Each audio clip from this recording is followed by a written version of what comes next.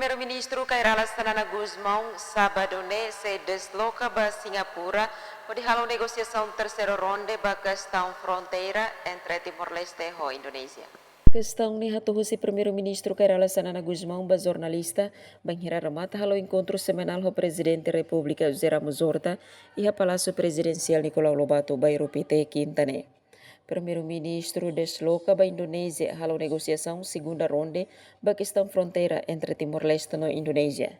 Sefi governo de viagem ainda nem objetivo a continua processo negociação terceiro ronda com a fronteira marítima entre Timor-Leste e Indonésia, nebe se discute em Singapura. Terceira ronda agora vai dos votos. Botei o sim de bela cumprir malo dos votos.